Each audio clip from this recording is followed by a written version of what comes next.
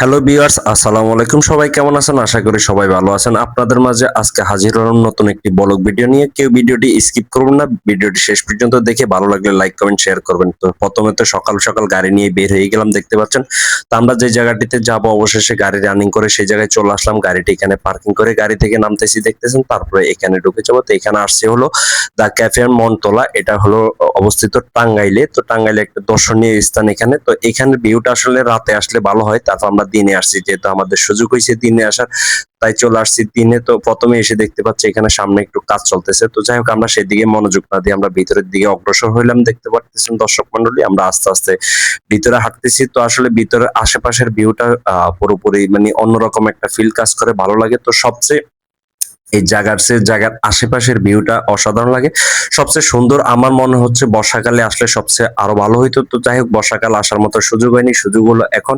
তাই চলে আসছি ঢাকা থেকে অফিসের কাজে টাঙ্গাইল আসছি। তো এটা অবস্থিত হলো টাঙ্গাইলে। টাঙ্গাইল সদর থেকে মাত্র 4 থেকে 5 কিলোমিটার দূরত্বে দ্য ক্যাফে এন্ড মন্টোলা নামে এটা মানে নামকরণ করা হয়েছে। তো যাই হোক, এখানে চলে আসছে এক বন্ধু সহ। বন্ধু এখন ক্যামেরা ম্যান হয়ে গেল আমার।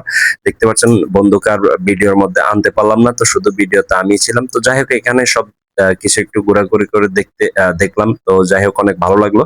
রাতে আসলে আরো ভালো লাগতো, কেননা এখানে রাতে অনেক লাইটিং করা থাকে, সব দিকে লাইটিং করা থাকে, সেই জন্য রাতে একটু আকর্ষণীয় মনে হয়। তো দিনে তো সবকিছু লাইটিং বন্ধ। আপনারা দেখতে পাচ্ছেন লাইটটি সাজানো ভিতরে। তো যাই হোক, অনেক ঘোরাঘুরি করলাম। ঘোরাঘুরি করে অবশেষে পুরাটা ঘোরা শেষ। আমরা কিছুক্ষণের মধ্যে বসে পড়বো একটু খাওয়া দাওয়া করতে, যেহেতু এটা একটা রেস্টুরেন্ট। তো এখানে যেহেতু ঢুকছি, তো অবশ্যই তো কিছু হলো খাইতে হবে।